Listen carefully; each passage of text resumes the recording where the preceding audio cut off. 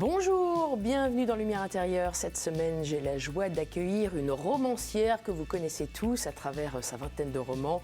Moi d'abord, la saga des Cortés avec les yeux jaunes des crocodiles notamment. C'est peut-être la plus américaine de nos écrivains et écrivaines. Vous l'avez reconnue, Catherine Pancol est notre invitée. Bonjour Catherine Pancol. Bonjour. Je suis ravie de vous accueillir. Merci moi, je suis ravie d'être là. Vous aussi? Oui. Bon, ça tombe bien. Je le disais en introduction, peut-être la plus américaine de nos écrivains. Alors c'est vrai qu'il y a Marc Lévy aussi qui habite à New York. Il habite là-bas tout le temps. Vous êtes un peu en concurrence. Vous y avez vécu pendant 10 ans et vous revenez d'ailleurs, il est juste à côté de vous, avec un nouvel ouvrage, pas un roman exceptionnellement, c'est une compilation de posts Instagram, vous allez nous raconter un petit peu comment vous avez construit tout ça, qui s'appelle donc Sous les platanes de Manhattan, aux éditions Albin Michel, et qui nous délecte, c'est vraiment très sympa à parcourir, c'est presque un guide de voyage. Pourquoi Sous les platanes à Manhattan? Il n'y a pas beaucoup de platanes à Manhattan, non, plutôt mais à Paris? C'est pour la rime? Trouver un titre, c'est toujours très très très compliqué. Parce que le titre, c'est très important. Il faut que le titre accroche, étonne, intrigue. Ça tonne, enfin il y a une mélodie en tout cas. Voilà, Sous les platanes de Manhattan, voilà. Et puis quand c'est tombé dans ma tête, ils tombent comme des cartes postales dans ma tête, les titres. Donc quand j'ai entendu Sous les platanes de Manhattan, je dis ok, je prends. Ça se passe comme ça, vous entendez les titres j'entends toujours les titres, je les entends. Tous les titres que vous avez choisis, puisque c'est vous qui les choisissez à chaque fois, votre éditeur ne passe pas derrière en disant non. Ou alors il passe derrière pour dire j'aime pas, c'est pas bon. Oui, comme et vous le rechangez? Si, moi je suis très ouverte. Donc par exemple, Les yeux jaunes des crocodiles, il me disait change de titre, on va croire que c'est un livre sur les crocodiles, c'est pas du tout vendeur, les crocodiles c'est horrible comme animal. Et moi, je trouve ça formidable, Les yeux jaunes des crocodiles. Et je lui ai dit, écoute, si tu m'en trouves un meilleur, honnêtement, je prends. Et il n'a pas trouvé, donc on a laissé ça. Et d'ailleurs, ça a été l'un de vos grands succès que tout le monde connaît. Alors, Sous les platanes de Manhattan, donc c'est vraiment, ça vous est tombé dessus un peu comme ça. Parce que les platanes, c'est vrai qu'à Manhattan, je repose ma question, on est bien d'accord, il y a plus d'érables ou de... D'ailleurs, vous parlez des livres, des arbres que vous croisez aussi. Oui, puis le titre, c'est comme un concours, c'est comme les Jeux Olympiques du livre, vous voyez. Parce que vous avez fini votre livre, vous avez tout, il est écrit, il est mis en page, on a la photo de couverture, on a écrit la 4e de couverture, qui est aussi un sacré travail. Et tout d'un coup, on dit, le titre. Et donc là, tout le monde se tourne vers l'auteur en disant, alors, ton titre et tout. Et donc, il faut trouver quelque chose de percutant, et qui plaise un peu, et qui parle à tout le monde. Et là, je me rappelle, mon éditrice, parce que ça a été fabriqué, ce livre, vraiment à la dernière minute. C'est une éditrice qui lisait mes posts sur Instagram, où je parlais de New York. Mais je parle de New York, de la vie quotidienne, de ce qui m'arrive à New York, des gens que je rencontre, du Depuis très longtemps, puisque vous y avez vécu donc une dizaine d'années, puis vous y retournez tous les ans, je crois. Tous les ans. 2 fois par an. Vous en revenez d'ailleurs. Et là, je reviens. Là, je reviens. Et donc, ça parle de beaucoup de choses. Donc, il fallait un titre très, très général. Et donc, il devait être 9h30 du matin. Elle me dit, il faut que tu trouves avant midi. Et j'ai dit, mais attends, tu vois, je ne suis quand même pas une boîte, on appuie sur un bouton et ça sort. Et je me suis mis à marcher dans l'appartement. Ça m'aide beaucoup de marcher. Et tout d'un coup, c'est sorti, Sous les platanes de Manhattan. Alors qu'il n'y a pas de platanes, il y a beaucoup d'arbres. Beaucoup d'arbres à Manhattan. Les platanes, on pense plutôt à Paris? Ou dans le Midi. Ou dans le Midi. C'est vrai qu'à Paris, il y en a de moins en moins aussi. De moins en moins, Donc voilà, tout le monde a adoré. Donc très bien. Oui, c'est vrai que ça sonne très bien. Alors racontez-nous un peu cette concoction que vous nous avez faite, donc des posts Instagram que vous avez choisis, revisités, réécrits. Alors Instagram, c'est quelque chose qui est rentré dans ma vie il y a 3 ans, 4 ans. Et au début, je ne voulais pas faire ça. Parce que quand on écrit, on a besoin de beaucoup de temps. Et Instagram, je trouve que ça prend beaucoup de temps, si on veut bien écrire les choses, et si on veut parler de choses intéressantes et autre chose que de soi-même, de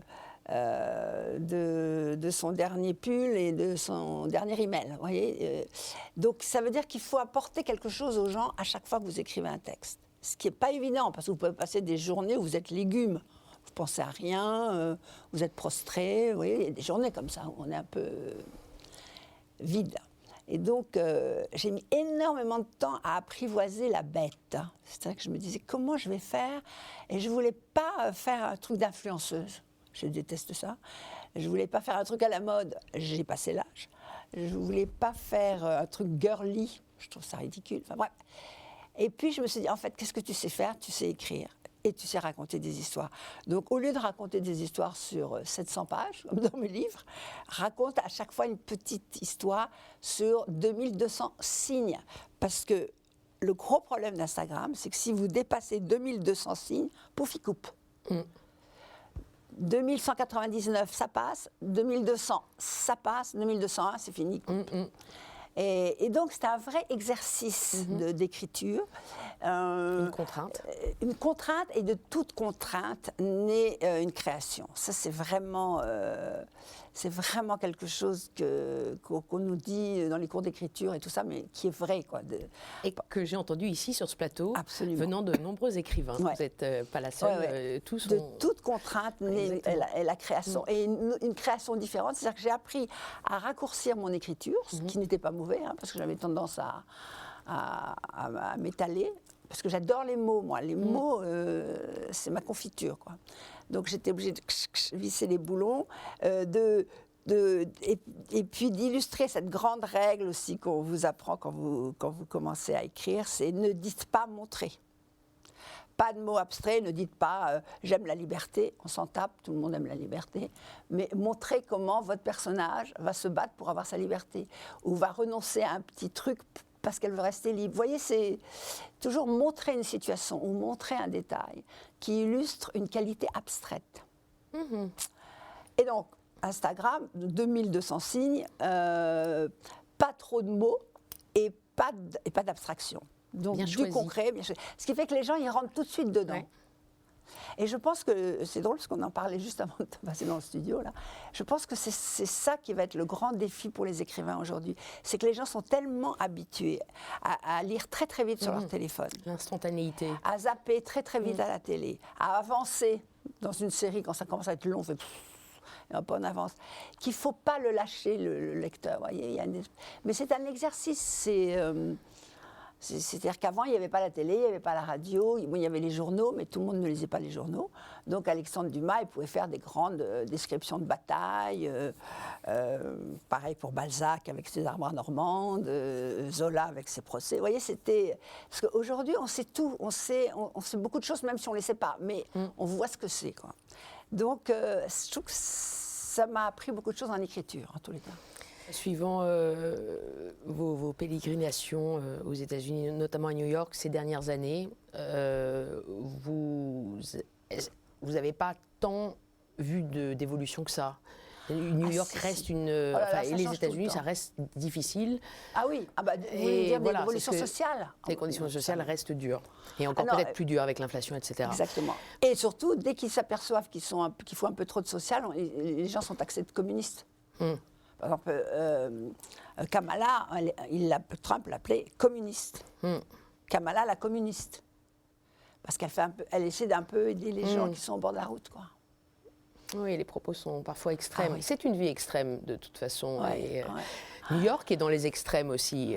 Les gratte-ciel, enfin, tout est extrême et très, très grand. Mais même les religions sont extrêmes, hein, parce que les religions étaient complètement dévoyées aussi par l'argent, les prêcheurs. Vous voyez, tout a été déformé par l'argent. Tout. La bouffe, la religion, les hommes politiques, l'enseignement... vous voyez, c'est quand même... Moi, à chaque fois que je reparle des États-Unis, je déteste l'argent. Alors que j'adore l'argent en France, vous voyez. Je me dis, c'est génial de gagner de l'argent. Là-bas, je me dis, ça sert à quoi l'argent qu'ils gagnent? Vous voyez? Il faut de l'argent pour aller aux États-Unis, quand même. Et à New York en particulier. Alors, ça coûte très, très, très cher. De plus en plus cher. De plus en plus cher. C'est qu'une chambre d'hôtel qu'on payait avant, je ne sais pas, $250, elle vaut $1000 maintenant. Alors, je ne sais pas comment. Il y a quand même. Alors, vous avez pas mal d'amis qui vous hébergent. Moi, j'habite pas à l'hôtel. C'est ce qu'on lit d'ailleurs. Ah ouais. Il y a beaucoup de figures et de personnalités que vous nous décrivez. Ouais. Charlie, Christy, Marianne, Dan, l'ami peintre, Elisabeth, Patricia, enfin j'en passe quelques-uns. Ah ouais, un saxophoniste aussi. Que j'ai rencontré dans la rue. John, en tout cas vous le faites connaître dans ce livre, Sous les platanes de Manhattan, que je vous conseille. Vous savez qu'il y a 2 parties dans cette émission. Dans la deuxième partie, je m'éclipse. Je vous propose 4 mots. À vous de nous les éclairer, Catherine Pancol. À tout de suite pour la suite. D'accord.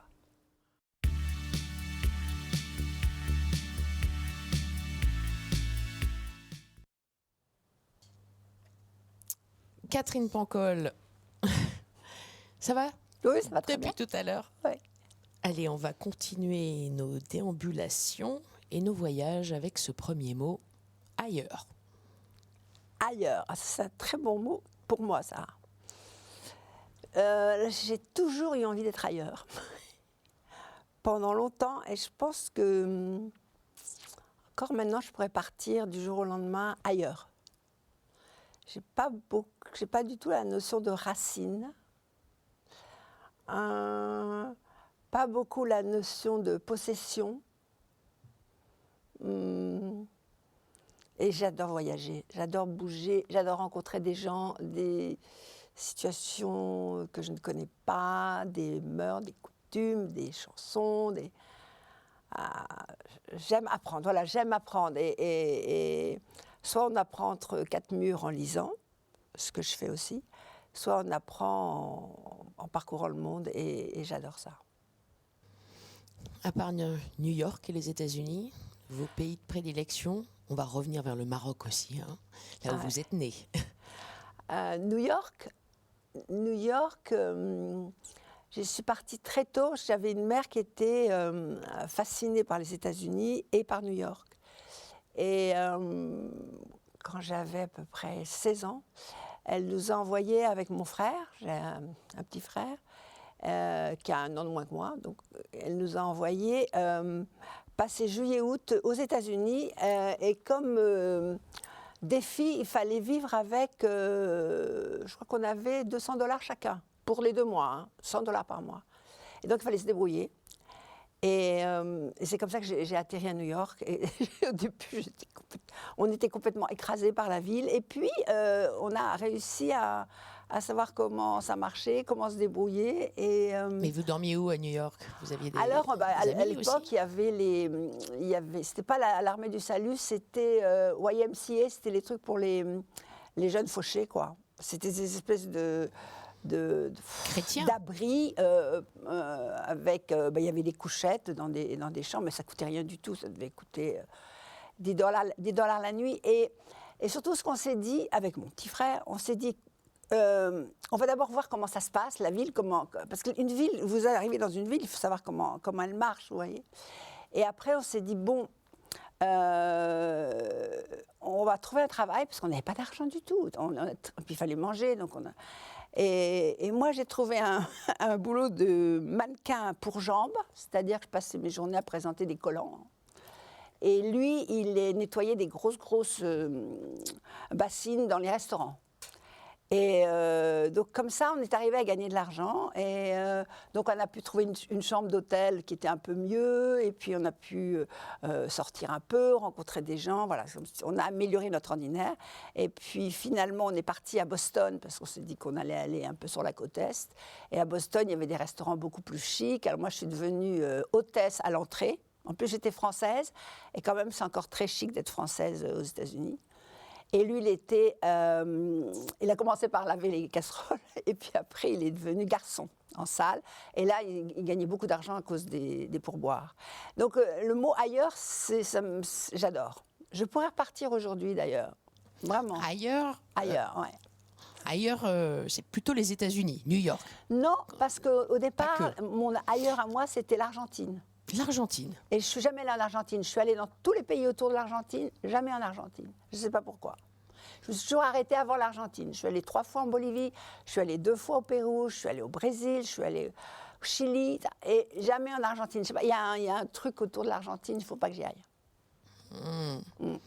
Donc pas une prochaine destination. Ah bah si, si quand même, ça reste quand même sur votre. Ah oui, si quelqu'un arrive en disant je t'emmène en Argentine, je suis tout de suite. Ah oui. Je pensais que vous alliez nous parler aussi du Maroc.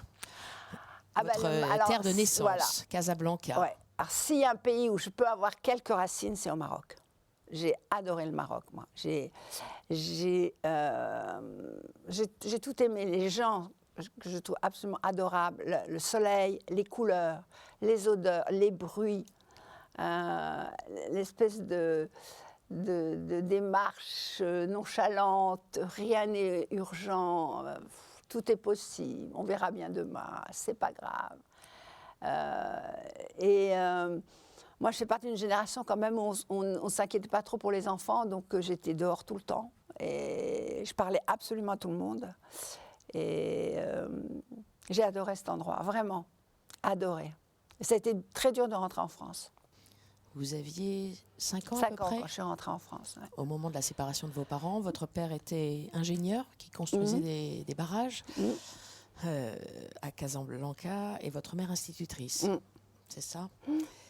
Et donc, le départ vers la France, la déchirure, la séparation, l'exil, d'une certaine façon. Ouais. Mais mes parents ne se sont pas séparés tout de suite. Quand on est parti du Maroc, ils étaient encore ensemble. Mais ça allait très, très, très mal. C'était un couple qui ne s'entendait absolument pas. Absolument pas. Ils étaient l'opposé, l'un de l'autre.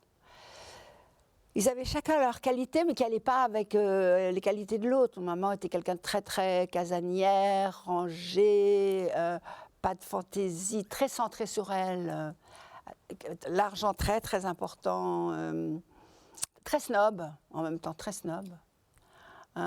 Et papa était quelqu'un qui ne réfléchissait pas du tout, qui réagissait à l'instinct, qui ne résistait pas à une jolie femme, qui était le bout en train dans les soirées, vous voyez, et qui n'a jamais joué son rôle de père, en fait, vraiment. Il le reconnaissait d'ailleurs. Et donc, il s'insultait tout le temps. Il s'insultait. Hein. La vie à la maison était... J'aimais pas ça du tout, du tout. Et après, c'était mieux? Alors, quand papa est parti, je devais avoir 8 ans, 9 ans. Et j'étais assez soulagée quand même, parce que d'ailleurs, vous savez, quand ça crie beaucoup et que vous voyez vos parents qui se tapent dessus, que vous vous réfugiez dans un coin de la maison en disant « il faut que ça ne me tombe pas dessus ». Heureusement, on était 2. J'avais mon frère, heureusement, parce que je pense toute seule, je serais devenue zinzin. Quand papa est parti, en fait, ça a été le calme tout d'un coup. Et ça, moi, j'ai apprécié terriblement. Mais j'aimais beaucoup mon père et j'étais triste qu'il soit parti, vous voyez. Donc ça a été... Non, mais mon enfant, je déteste cette période. J'ai tout subi. Puis les enfants, vous ne pouvez pas dire que vous n'êtes pas d'accord. C'est tais-toi, travaille à l'école, lave-toi les dents, sois à l'heure, dis merci. Et donc, j'étais très... je rejetais tout parce que je ne voulais rien accepter. Donc, du coup, j'étais en conflit avec beaucoup, beaucoup de gens. C'est à ce moment-là que vous avez été chez les sœurs de Sainte-Marie de Neuilly. Absolument. Parce que ma mère, donc petite bourgeoise très, très snob, son rêve, c'est comme Madame Bovary, son rêve, c'était d'habiter à Neuilly-sur-Seine. Or, on n'avait pas du tout l'argent, ni la position sociale, on n'avait rien de marché. Mais c'était quelqu'un, alors ça c'est une qualité qu'elle avait, maman, elle était très opiniâtre. Quand elle voulait un truc, elle l'obtenait. Mais vraiment, elle travaillait énormément, elle était endurante, elle a énormément bossé et elle s'est acheté un appartement à Neuilly-sur-Seine. Mais après, il n'y avait plus d'argent pour les études des enfants, oui, il n'y avait plus... pour les vêtements, pour les livres, pour tout ça. Et il y avait 2 écoles.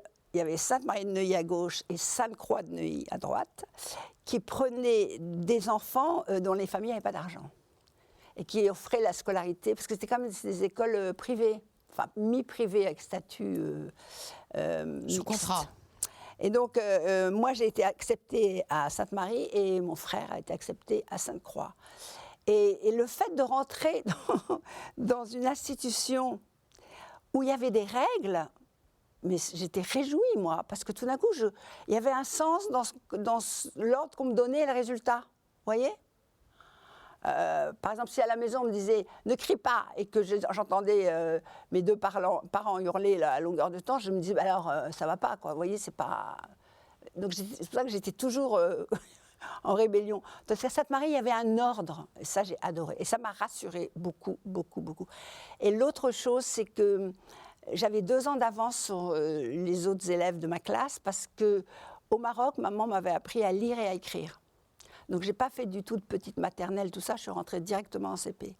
Et ce qui fait que les problèmes des autres filles ne me touchaient pas du tout, parce que moi, j'avais 2 ans d'avance dans les études, mais de retard vous voyez, sur la vie personnelle, quoi. Je mettais encore des soquettes quand elles mettaient des collants, j'avais pas de petits copains quand elles en avaient, j'allais pas dans des booms quand elles y allaient. Vous voyez, je lisais pas les mêmes livres.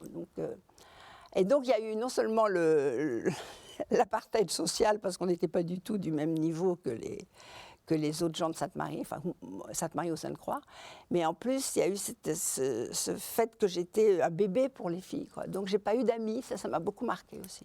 Et donc, j'ai énormément lu. La lecture. Vous êtes restée combien de temps à Sainte-Marie ? Ah ben, je suis rentrée en 10e, je suis sortie en philo. Deuxième mot, mère. Alors, ah oui, mère, la mère. Enfin, la mère, la maman. La maman. Alors là, on a combien de temps, là ? Ah ben, j'ai eu une mère tellement compliquée, tellement dure, fille de paysan. Donc, il ne fallait jamais se plaindre. Vous pouviez avoir l'os du genou qui sortait de la jambe, il fallait qu'on puisse continuer à marcher et surtout jamais se plaindre. Jamais, jamais se plaindre. Obéir sans demander pourquoi, très près de ses sous, mais à un point incroyable. Mais en même temps, elle a développé mon imagination parce que c'était pas l'image de mère que je voyais. Alors, dans les livres, il y a des très mauvaises images de mère.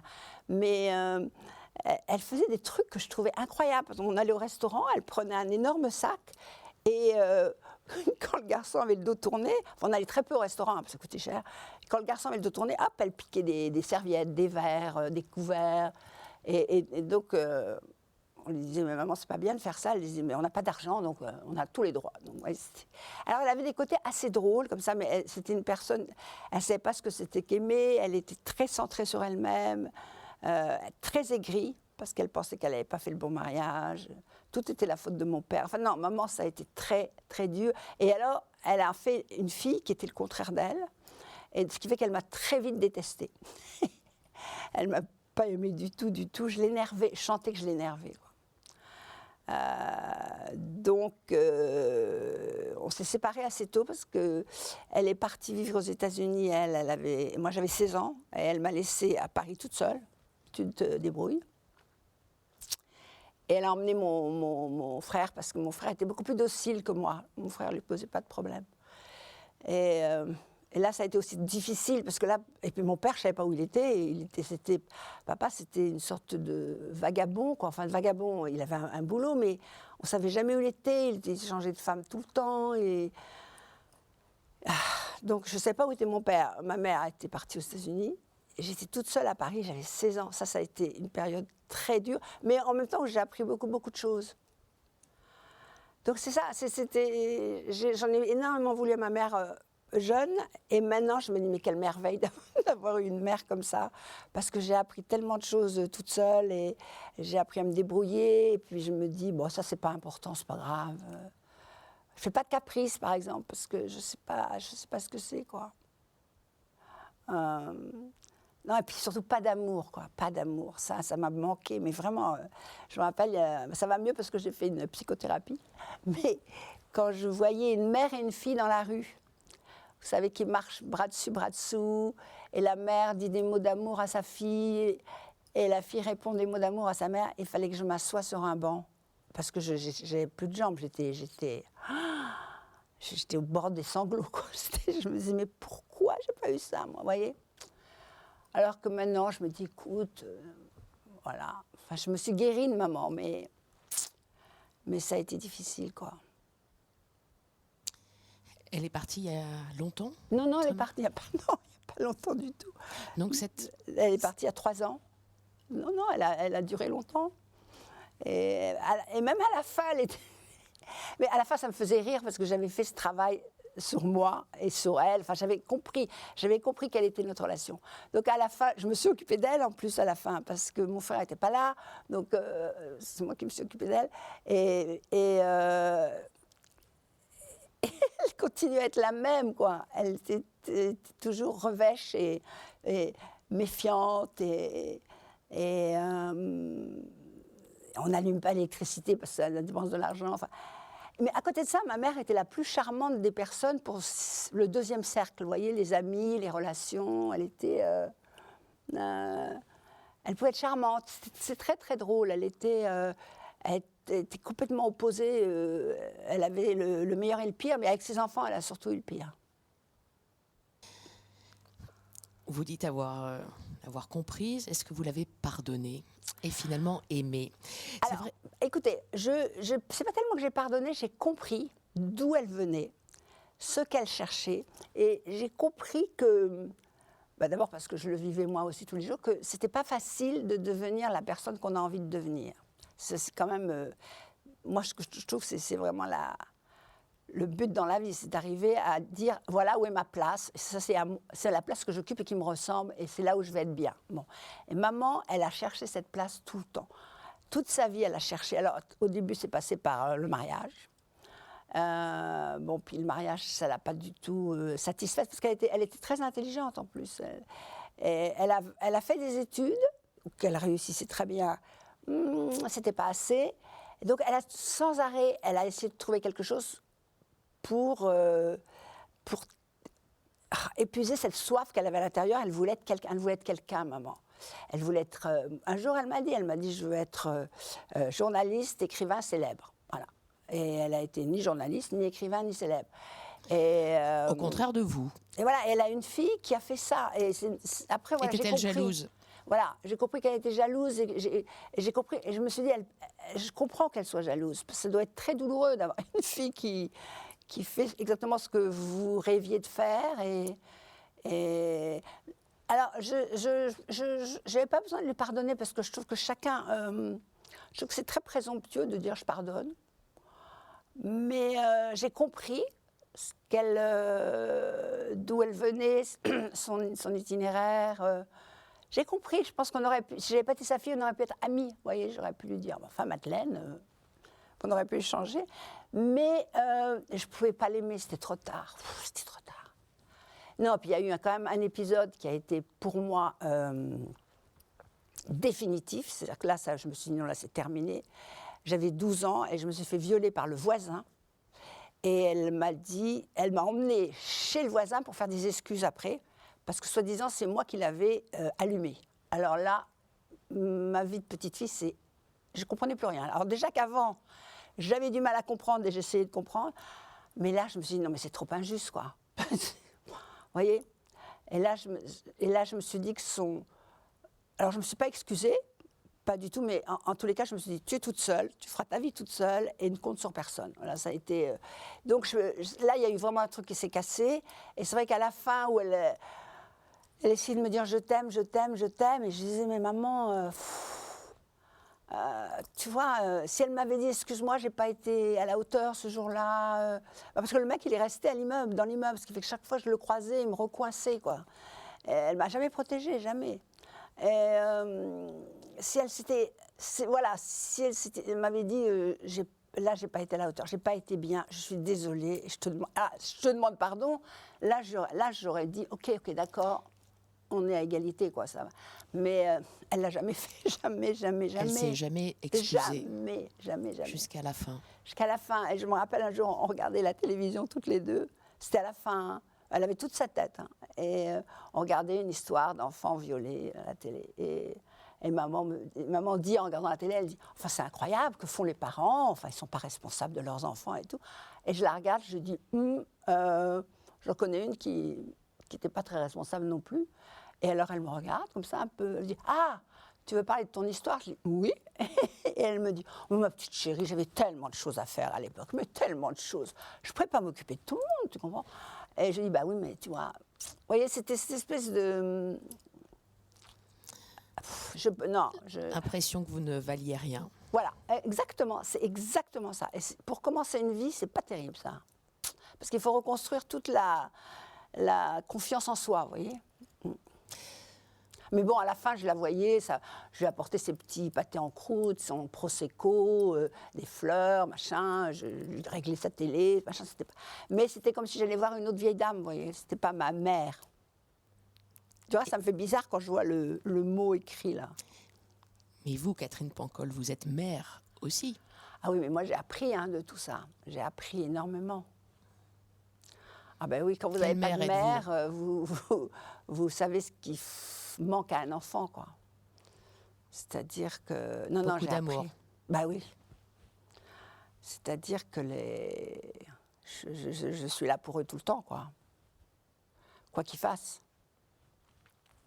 Et je les défendrai, et je suis attentive, et je... Ah non. Non, ça m'a appris tout ce que je n'ai pas reçu. C'est comme si je l'avais répertorié et que je l'ai appliqué à mes enfants après. Troisième mot, Catherine Pancol, reconnaissance. Reconnaissance. Alors là, c'est-à-dire que les gens envers qui je suis reconnaissante, d'abord moi. Je vous assure. Vous êtes allée en thérapie? Je suis allée en thérapie et je me suis rendu compte que j'étais quand même, pour la petite fille que j'ai été surtout, j'ai énormément de reconnaissance, je vous assure. J'ai beaucoup d'admiration pour la petite fille que j'ai été. Vraiment. Je me dis que c'était pas évident, hein. C'était pas évident et je m'en suis sortie. Et en plus, j'étais exposée à tous les dangers. Vous pensez, à 16 ans, une gamine à Paris toute seule. Les dangers, ils arrivaient absolument de partout. Donc j'ai beaucoup de reconnaissance et d'admiration pour la petite fille. D'ailleurs, très souvent, je parle à la petite fille et je lui dis, tu as vu, quand même, tu vois, on a fait du chemin ensemble, on est vraiment... Et donc il y a elle, il y a Juliette Boiriveau, qui était une rédactrice en chef que j'ai connue à Paris Match et que j'ai suivie à Cosmopolitan, c'est elle qui a fait Cosmopolitan.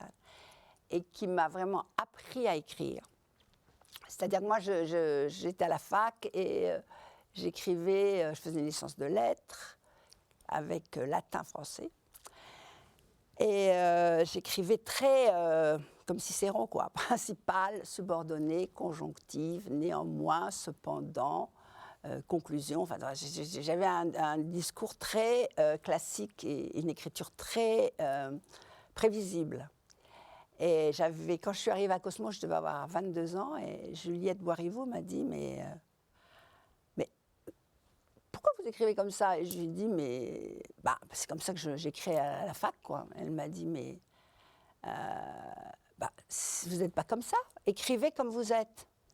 Et là, c'est la phrase magique, parce que d'abord, à 22 ans, on ne peut pas savoir qui on est.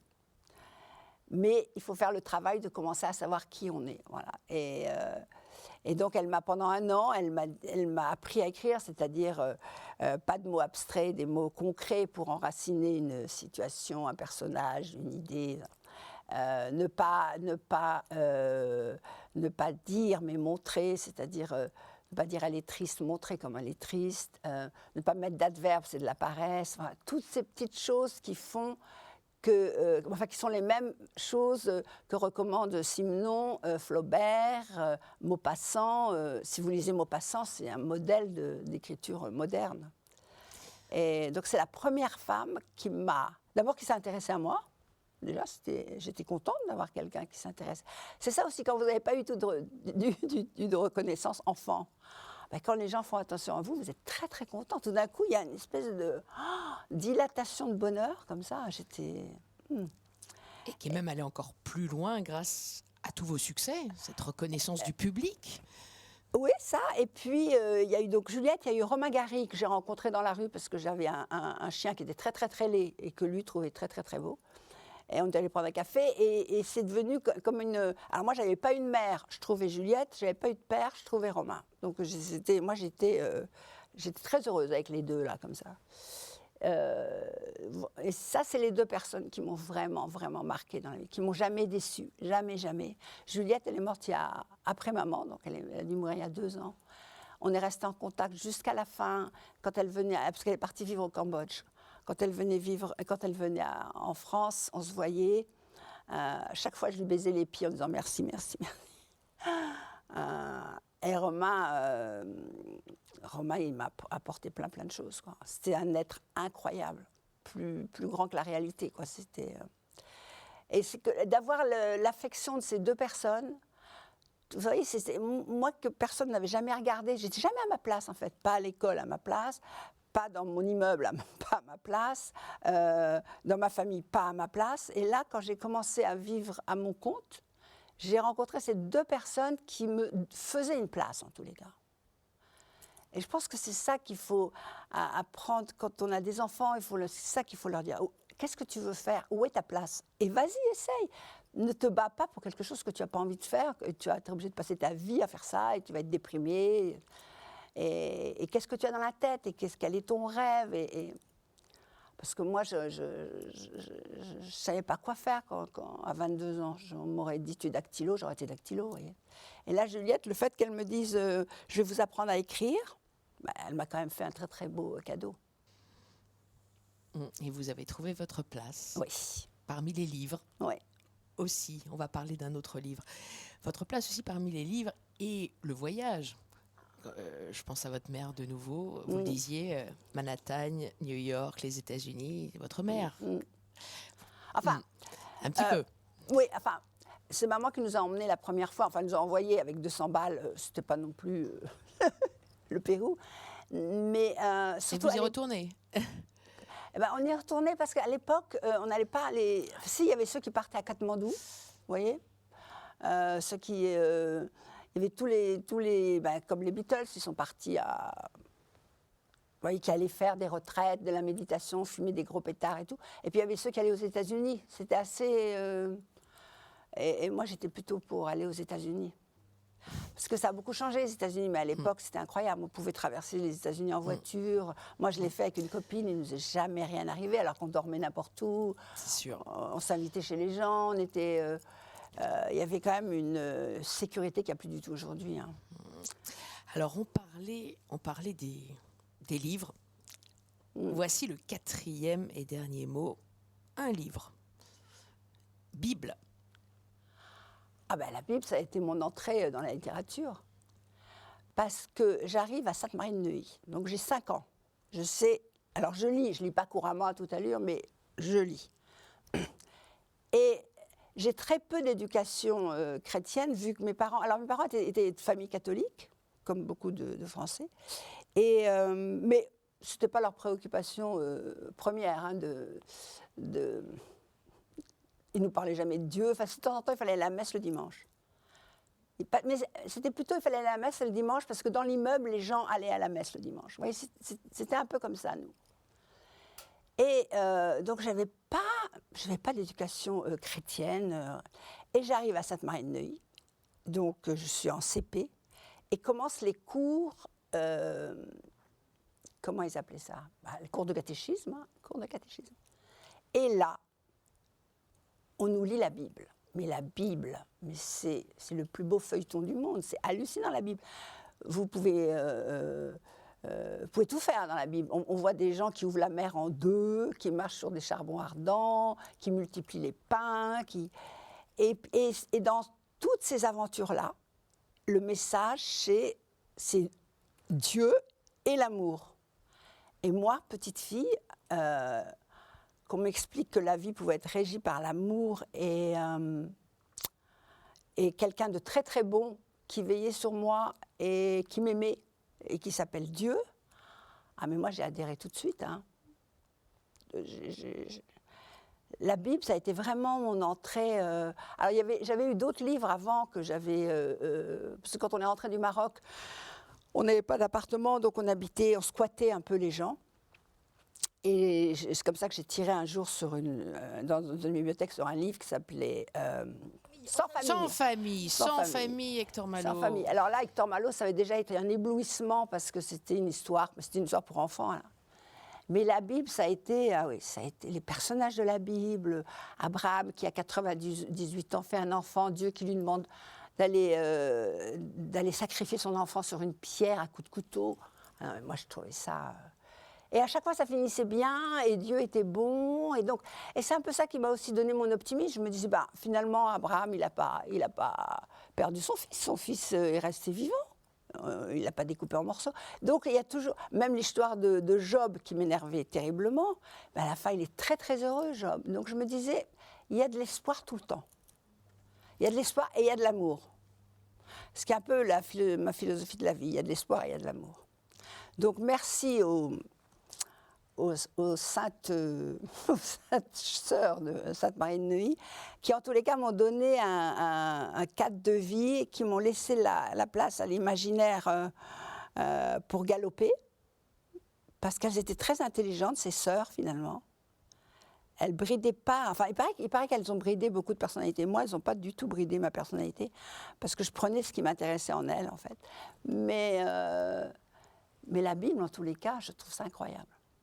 La Bible, est-ce que vous la relisez aujourd'hui? Alors moi, ce que je relis de temps en temps, parce que la Bible, il faut quand même passer beaucoup de temps, ce que je relis de temps en temps, c'est les évangiles. Parce qu'il y a quand même des histoires aussi. Il y a Lequel? Alors j'adore la parabole du fils prodigue.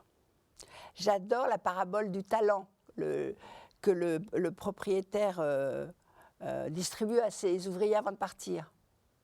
Puis il revient et il voit ce que chaque ouvrier a fait de son talent. Vous voyez ? Non, j'adore tout. Et puis, dans le Nouveau Testament, il y a aussi laissez venir à moi les petits-enfants, demandez, vous recevrez. Moi, c'est des choses que je trouve très encourageantes pour la vie de tous les jours. Ce que vous ferez à votre prochain, vous le ferez à moi-même. Vous voyez, c'était... la Bible, cela dit, j'ai plusieurs exemplaires de Bible chez moi, par exemple. Donc, mais c'est vrai que je relis moins qu'avant. Mais j'ai eu une période où je lisais beaucoup, mais comme j'aurais pu lire... oui, alors j'adorais aussi je lisais aussi beaucoup les contes et légendes, vous savez, de l'Orient, de la Chine... tous ces personnages qui sont incroyables, qui ont autre chose que l'appât du gain, gagner de l'argent.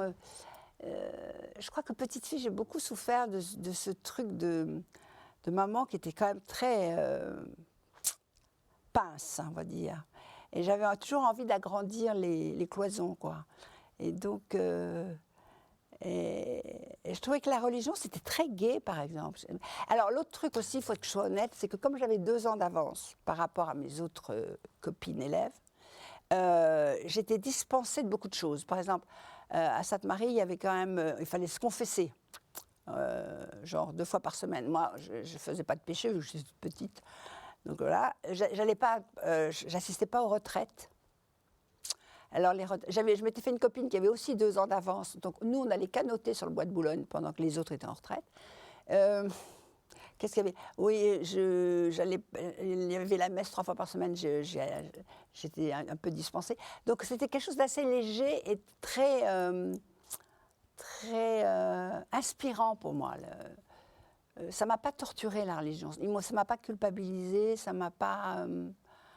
je trouvais ça joyeux, vous voyez ? Joyeux. Oui. Au-delà du livre, de la Bible, du dogme et de l'Église, quel est votre rapport aujourd'hui à la foi ? Alors moi, je crois toujours en Dieu. Ça m'est resté de mon... je me suis fabriquée comme ça. Je crois toujours en Dieu. Je crois toujours faire du bien à son prochain, regarder l'autre. Je trouve ça très important. Alors, j'ai beaucoup de mal, je vous avoue, avec l'Église, ça, j'ai beaucoup de mal, là. Je veux dire, même l'histoire du pape, là, je ne comprends pas très bien comment le pape peut être fils de Dieu. Ça ne marche pas, ça, quoi. Voilà. Je n'ai pas beaucoup rencontré de prêtres qui m'inspirent. Si j'en ai rencontré un à Bordeaux, le père Francis, qui est un homme absolument incroyable. Mais, vous voyez, qui dépasse un peu La robe, l'emploi, les mots. Le pape n'est pas fils de Dieu, il est représentant de Dieu. Représentant de Dieu sur terre. Oui, vous avez raison. Ouais. Non. Le fils de Dieu, c'est Jésus-Christ. Oui, non, c'est parce que quand j'étais là à New York la dernière fois, là, il n'y a pas longtemps, au mois d'octobre, que j'ai suivi la campagne de Trump en Pennsylvanie. En Pennsylvanie, ils pensent que Trump est le fils de Jésus. Voilà, donc je me suis un peu pris les pinceaux dans les deux. Non, je suis pas, voilà, mes enfants ne sont pas baptisés, je ne vais pas à l'église, tout ça. Là, j'ai du mal. Mais je crois en l'enseignement de l'église. Voilà. Je crois que Dieu est amour. Je crois que si vous demandez, vous recevez. Je crois que faire le bien, donner, ne pas être branché sur son nombril tout le temps. C'est ce que j'essaie de mettre en œuvre. Voilà. Alors, je réussis plus ou moins bien, hein, parce que je ne suis pas non plus... Mais ouais, j'essaie d'être quelqu'un de bien, voilà. Comme dans la chanson. Quelle chanson? Quelqu'un de bien. Ah oui, oui, non, c'est vrai. Est-ce que vos enfants ont reçu une éducation catholique, chrétienne? Non. Non. Ben non, parce que faut donner l'exemple quand même, voyez-vous. Mais je leur ai parlé de Dieu et à un moment, je sais que ma fille, elle voulait se faire baptiser, mais vous savez que ça prend très très longtemps pour être baptisée. Pour devenir musulmane, vous cliquez sur un truc. Et je sais qu'elle a voulu se faire baptiser. C'est 3 ans avec le catéchisme une fois ou 2 par semaine. Et à l'époque, elle faisait des études. Enfin, vous voyez, c'est très compliqué. Hein. Je trouve ça dommage d'ailleurs, parce que j'ai une autre amie de ma fille aussi qui voulait y aller. Et pareil, elles se sont découragées. Mais je leur parlais de Dieu. Je leur racontais ce que j'avais appris. Vous voyez, je leur ai raconté. Et puisque je pensais qu'il fallait mettre en pratique. Non, ils n'ont pas grandi dans les préceptes, la messe, non, pas du tout, du tout. Mais j'aurais eu du mal à le faire parce que ouais, j'aurais eu du mal, je crois. Mais l'amour donné, s'occuper des gens. Par exemple, mes enfants, ils s'occupent de tout le monde. Hein. Ma fille, elle recueille des gens qui n'ont pas de toit, elle les ramène chez elle. Vous voyez, pour moi, c'est ça, quoi. Voilà, c'est la charité chrétienne qu'on vous apprend aussi. Vous voyez, la générosité, la charité, l'attention, aider les gens. Par exemple, moi, je m'occupe beaucoup de jeunes qui démarrent dans la vie, parce que je trouve ça très très compliqué de démarrer dans la vie. Donc, si je peux les aider, je le fais. Vous voyez, c'est ça.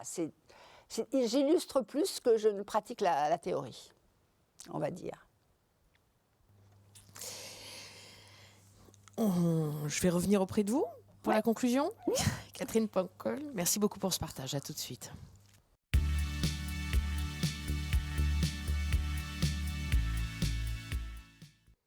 Oui, Catherine Pancol, je suis en face de vous de nouveau. Alors, comment avez-vous vécu cette expérience? Très bien. Oui. Très bien. Entre le confessionnal et le cabinet de psy. Oui, ouais. Vous connaissez plus le psy, finalement.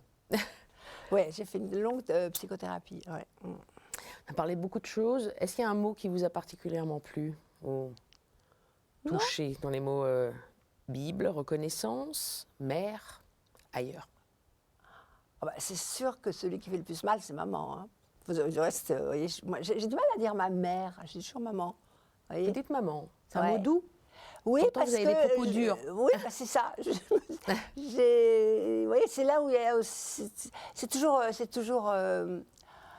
compliqué, hein, les rapports parents-enfants. C'est toujours compliqué, mais je crois que j'avais tellement envie d'avoir une maman que je me suis cramponnée au mot. Parce que je n'avais pas la maman, j'ai gardé le mot. Quoi. Maman parlait d'amour, on a aussi parlé de l'amour de Dieu, enfin c'est aussi le message du Christ. Est-ce que vous avez une espérance chrétienne? Ça veut dire quoi? Parce qu'on a parlé de beaucoup de choses en rapport avec la Bible, avec la foi. On a parlé du décès de votre mère. Est-ce que moi, alors là, pour le coup, je suis charbonnier et charbonnière. Hein. Je pense qu'il y a une vie après la mort. Ouais. Alors là, je parle très souvent à Donc mon une père. espérance aussi. Voilà, ah oui, moi, Ouais. absolument. Ah oui, oui. Alors, je ne sais pas très bien comment ça s'organise. Hein. Tout ça, c'est très, très flou. Mais par exemple, moi, je parle souvent à mon père, je parle à Romain. Gary. Mais pas trop à votre maman. Alors, maman, bizarrement... Peut-être de plus en plus. Bizarrement, parce que je ne l'en voulais plus à la fin. Quoi. C'est vrai que à la fin, j'étais amusée quand elle... je m'amusais. Mais bon, maintenant, alors, je ne lui parle pas pour dire aide-moi à faire des trucs et tout, mais de temps en temps, je me marre avec elle. Quoi. Je dis, ah oui, tu vois... Elle se serait peut-être marrée, elle se marre peut-être en lisant votre pélégrination à travers Manhattan et New York. C'est elle qui vous y a conduit quand même au début. Oui, alors... J'essaye de reboucler la boucle. Alors, maman, c'est très difficile de reboucler parce que, en fait, comme je savais que ça ne marchait pas entre elle et moi, et que je l'avais plus ou moins accepté et assez vite, on s'est vu vraiment par des intermittences. C'est-à-dire que je pouvais être à New York et elle aussi, on ne se voyait et puis pas. Ensuite, vous croisiez. Voilà. Et comme elle revenait à Paris, que je revenais à Paris, on se voyait par intermittence. Mais ça jamais... Un océan vous séparait. Oui, qu'on soit sur le même continent ou pas. Quoi. Non, c'est pas quelqu'un qui a... c'est très bizarre. D'ailleurs. Moi, j'ai des parents qui n'ont pas fait partie de ma vie. C'est bizarre. Hein. Quand je pense aux gens qui ont marqué ma vie ou qui m'ont apporté des choses, je pense à tout le monde sauf à mes parents. Bon. Donc c'est pour ça que maman, elle est allée aux États-Unis, parce que je vous dis à l'époque, soit on allait en Inde fumer les pétards, soit on allait aux États-Unis. Moi, allez, on va finir sur les États-Unis. Ils sont juste à côté de vous, vous téléspectateurs, Catherine Pancol, sous les platanes de Manhattan, à lire, à picorer chez Albin Michel. Voilà, merci beaucoup de votre présence. Merci de m'avoir reçu. Pancol, merci à vous de nous avoir suivis. Comme d'habitude, vous pouvez retrouver l'émission sur ktotv.com. Très belle soirée.